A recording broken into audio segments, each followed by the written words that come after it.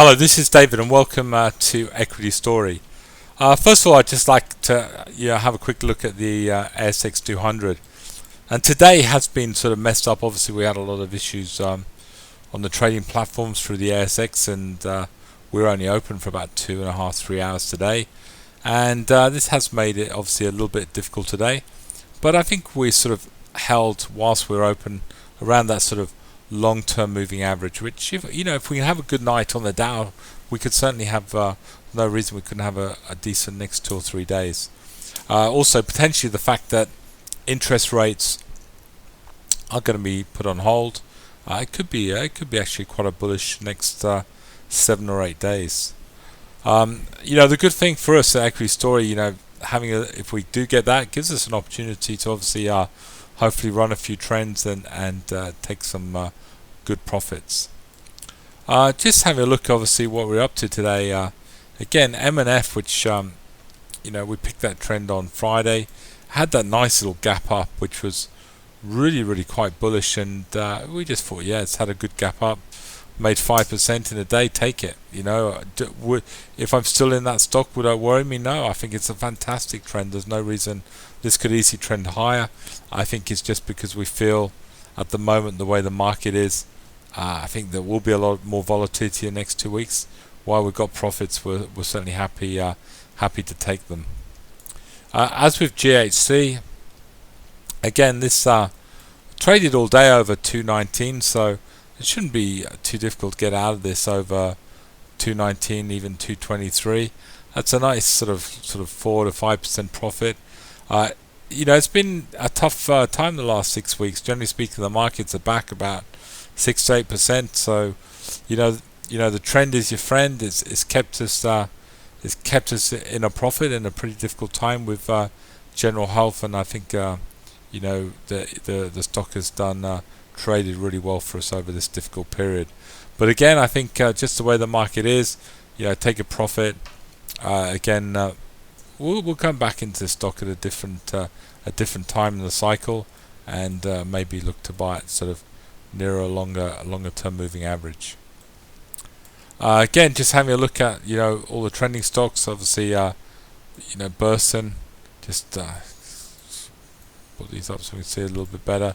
Absolutely fantastic. ORE reported today, and again, I think the report looks pretty bullish for the future of the company. So it was hard to see really what the market made of the report, because I don't think the market was sort of in some ways open long enough to really sort of gauge the trend yet. But hopefully that sort of trend will start moving on with it tomorrow. Again, FPH absolutely looks better than ever. SIP and FXL holding up really well. Vocus gone back to that long-term trend line, which we drew in the other day.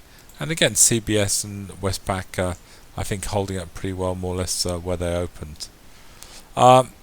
Just like to have a look quickly at the bullish signals. So just show you this. These are on ISO's trending blog, and we put these the bullish and the negative shares out just to give us guidance. There's a lot of, I know, the members that trade these and go into a lot of these stocks.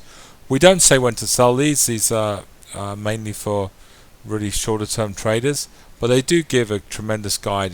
And as you can see today, they've done very well with RSG up 3%, and obviously Burson up, at BDR up 3.5%, CGC up sort of 1%, GHC was up obviously 3.24%, M&F was up 3%, PGH was up 1.2% again, and so again, these bullish signals doing really well.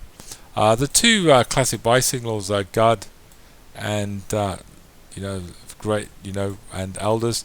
I think they're obviously going to have to. They need a week to show their colours, but again, I think they'll do very well for us. And again, you can see the stocks that we said would be bearish today. There they are, mostly all in the red and looking pretty bearish. So again, these sort of weekly buy and sell signals, I think week in, week out, do give incredible guidance. Just like I say, we took profits today on quite a few stocks, XREF, and we're making excellent money on. We've made excellent money on XREF. NVL, we've made a fantastic profit on. Corporate Travel, it's been over 137%. Appen, again, I can't remember what it was, 60, 70%. And again, the other week we took profits on VTG and NextDC. Really, I suppose the question is, a lot of people are finding out, Dave, why are you taking profits? These are great companies. And yes, they are, and they are good companies, and they're growing their earnings. And often we have thought with the 3-year growth stories is really we should be adding to these, just when they pull back, add some more. However, we had a meeting on the weekend, and at the end of the day, Equity Story, we're in the money business. We're here to make money. We're not here to love stocks, and we just feel some of these companies have just run really, really hard. We are going to be in for a volatile period. There's no question about it. A lot of these companies that have run really hard, and they're sort of they're running on sort of high P's and high potential earnings growth. I think it's a good time to take profits, and I'm certainly pretty confident that there's a good chance these great stories and stories that we like, we're familiar with, we can potentially buy these back maybe quite a bit cheaper down the track. And if we can't, well, it doesn't matter. We'll buy them up. We'll buy them again in a different part of the cycle when we feel more comfortable to own them. Anyway, that's all I've got to talk about tonight on Equity Story. I'd like to thank you for listening to us, and hopefully we'll have some more interesting trends and more interesting stories, and maybe we might look to take a few more profits on certain stocks tomorrow. Anyway, thank you very much, and good night.